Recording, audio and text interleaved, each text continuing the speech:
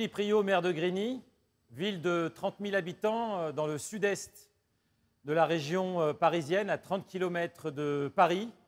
Ville avec énormément de projets, le quartier de rénovation de la Grande Borne, l'opération d'intérêt national copropriété dégradée de Grigny 2 et puis des lacs avec un espace de biodiversité unique et bien évidemment un village magnifique.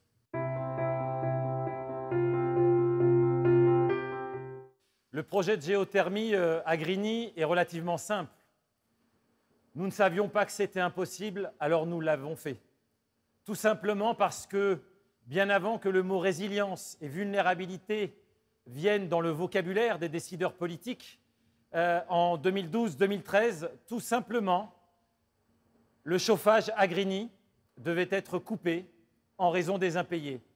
Et c'est de ce choc que nous avons réagi et que nous avons fait résilience, positivement, bien évidemment.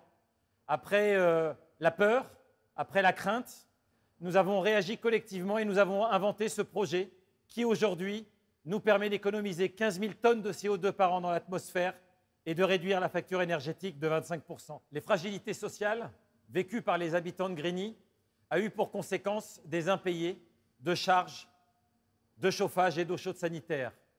Et en 2012-2013, les signaux se sont accélérés et il y a eu un risque de coupure d'eau chaude et de chauffage pour 5 000 logements qui représentent environ 17 000 habitants.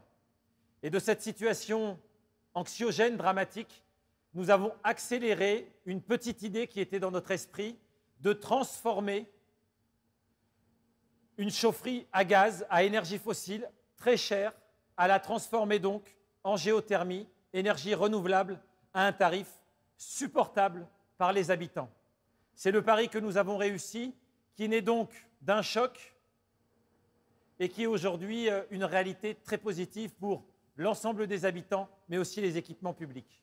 Ce projet de géothermie ne devait pas être comme les autres, parce que la situation n'était pas comme les autres. Et dans cette aventure, qui est d'abord une aventure humaine, une aventure locale, nous avons été chercher les formes adaptées à notre projet de territoire. Et là où il était facile d'utiliser des délégations de services publics, le SIPEREC, syndicat intercommunal majoritaire au sein de notre société publique locale, a accepté pour la première fois dans son histoire de répondre à ma demande de créer une société publique locale, car nous voulions maîtriser de A à Z l'ensemble du processus de réalisation, mais aussi de gestion, pour maîtriser les coûts, être le plus transparent possible et ne plus vivre les expériences malheureuses du passé. Cette société publique locale a donc été créée avec le SIPEREC, la ville de Grigny et la ville de Viry-Châtillon, une première en France pour ce type de projet.